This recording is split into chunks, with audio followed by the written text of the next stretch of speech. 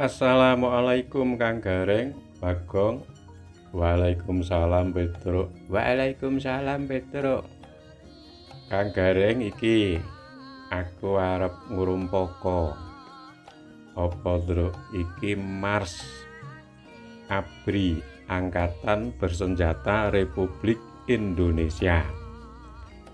Ayo coba Truk kaya ngapa aku tak ngrungokke. ABRI prajurit sejati menjaga diri dari musuh negeri. Sabta Marga prasetya janji NKRI tetap lestari. ABRI tangguh menghadapi segala medan dan segala lini. Sudah terjadi banyak bukti dalam negeri dan luar negeri. ABRI berjuang mandiri, setiap tugas bersiap sekali demi membela tanah air ini. Semoga Tuhan memberkati. Wah, apik ya Truk. Nah iki mau ABRI Angkatan Bersenjata Republik Indonesia. Terdiri dari apa Truk? Terdiri dari Angkatan Udara, Laut, Darat, dan Angkatan Kepolisian. Wah iya ya Truk, kuwi pusakane bangsane dhewe. Mula jenenge pusaka, kae didhawuhi ngreksa, nguri-nguri, memelihara lan mendukung kemajuane pusaka kuwi. Supaya pusaka ampuh ya Gong, ya supaya ampuh untuk menjaga ya tanah air bangsane dhewe ya Truk, tekan sok jaman kelakone. Ngono ya Truk. Kuwi wah ABRI Angkatan Bersenjata Republik Indonesia. Wah aku ki tenan Truk nek nyawang ABRI ki luwih-luwih nek kae nek pas pinuju baris berbaris.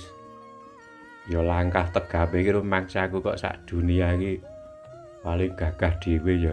Iya. Apa peh iki ABRI-ne dhewe terus dialem dhewe. Rumangsaku ki beda Truk.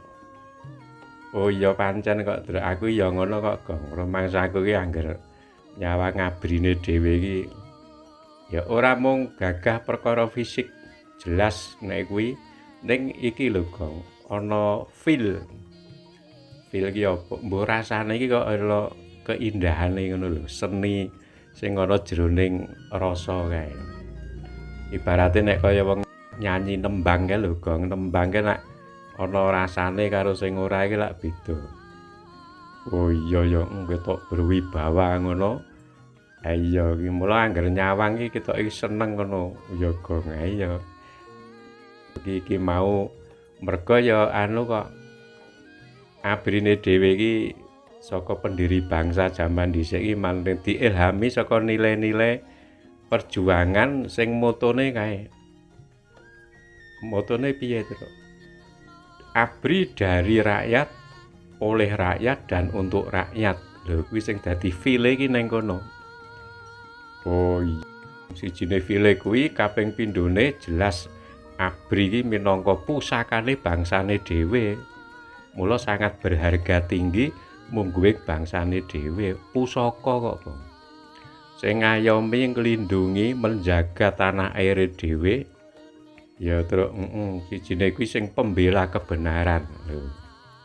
Oh, dadi file iki manggone ning kono kuwi mau. Humanis. Lho, ya Gong ya sijine profesionalismene diakui dunia. Ya Truk, profesionalisme, Truk keterampilane lan sak panunggalane kuwi lho.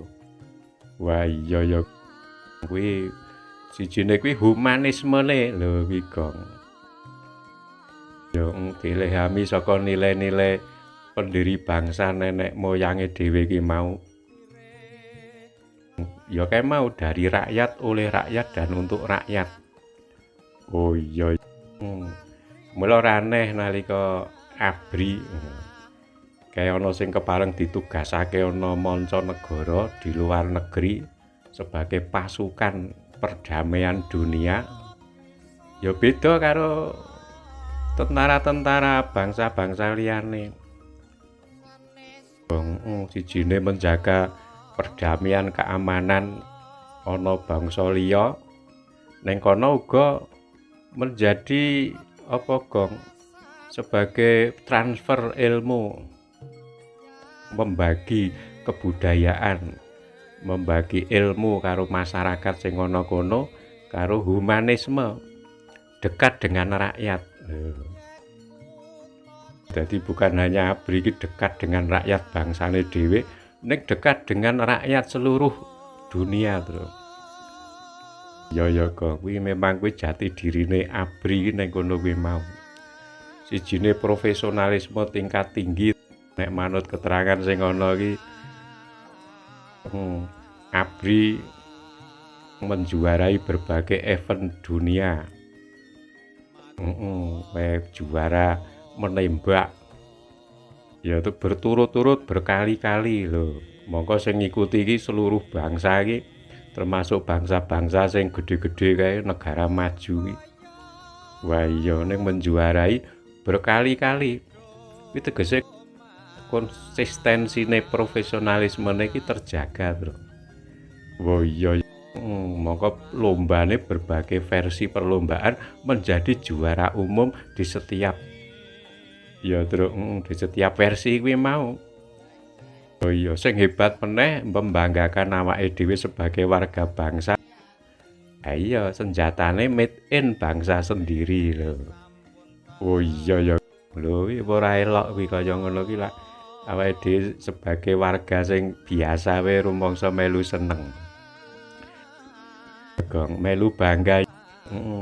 Mula nalika membantu ya umpamane ibarat iki menjadi bela negara iki wis dadi jati dirine bangsane dhewe. Ngono ya, kae nalika perang kemerdekaan ora mung tentara sing maju, ning seluruh rakyat ikut berperang. Ana sing melu ning garis depan, ana sing ning mburi membantu ya Gong. Ya werna-werna ning dapur umum membantu operasional di belakang lho. Menyokong pendukung ya to sing ana ngarep lho. Iya manut kabisane dhewe-dhewe to, Truk. Wah iya ya iki mula dadi gumune bangsa nalika semono iki bangsane dhewe iki nek perang ora mung tentarane tok, ABRI-ne tok ning seluruh warga bangsa ikut andil berperang. Ngono ya. Ki awake dhewe melu ya Gong bombong ngono. Lha ndelok sejarah kok, Truk. Diparingi ngerti karo para ahli sejarah kae ngono kuwi mau kok. Wah iya ya kuwi dadi angkatan udara, laut, darat dan angkatan kepolisian. Sijine kae awake dhewe entuk informasi nek profesionalisme menjadi di tingkat dunia iki nomor 3 lho. Kopassus lho, mongko wis suwe Truk awake dhewe informasi kuwi. Iya ya. Nek mung gue ngaku, wah mbok menawa malah jane nomor 1. Iya ya, Ale biji dudu awake dhewe kok ya Gong. Nek awake dhewe wah nomor 1. Oh ngono ya Truk. Kuwi dadi wis terkenal keprofesionalismene, keterampilane ahli di bidang ya angkatan bersenjata kuwi mau. Termasuk nalika awake dhewe ya sok nguningani operasi-operasi ya berhasil dengan gemilang. Iya, ning sing tujuane sing membanggakan awake dhewe iki ya sesuai karo amanah bangsa kuwi lho, Gong. Apa? Membela kebenaran. Dan menebarkan perdamaian di seluruh dunia lho iki sing dadi awake dhewe iki bombong iki nang kono kuwi mau. Lah iya ya Gong. Mula iki awake dhewe lak mung apa Gong. Ndonga nyuwun ana ngarsane Gusti Allah supaya ABRI sebagai pusaka bangsa iki tetap kukuh bakuh ya terus menjaga membela tanah air, membela kebenaran, membela bangsa dan negara dan membela perdamaian dunia. Ya, umpamane ABRI iki menjadi ya kekuatan besar negarane dhewe, adidayane, adi kekuasaane untuk menjadi adi damai. Itu adi damai di seluruh dunia iki amanah bangsane ngono kok, Truk. Wah iya ya, menebarkan damai di seluruh penjuru dunia. Mulane nalika para ABRI ana sing ditugaske ning luar negeri ya nanti do nangis nalika ditinggali mergo kedekatane dengan warga sing ana kono. Kuwi menebarkan kedamaian. Wah, ngono Truk. Lah iya iki mulai iki ora ketang apa jenenge awake dhewe iki ya melu sebagai warga bangsa mong ya ikut apa gong melu seneng Truk, bangga. Wujude bangga ya ngene iki awake dhewe iki melahirkan kebanggaan ya. Oh iya ya Gong. Karo ndonga ya Truk. Nah iya supaya negarane dhewe iki menjadi negara yang baldatun, bangsa baldatun thayyibatun warabun ghafur ngono kae. Selalu mendapat lindungan kebaikan ya Truk selama-lamanya. Amin Allahumma amin. Ngono ya Kang Gareng Bagong. Wah iya Wassalamualaikum warahmatullahi wabarakatuh.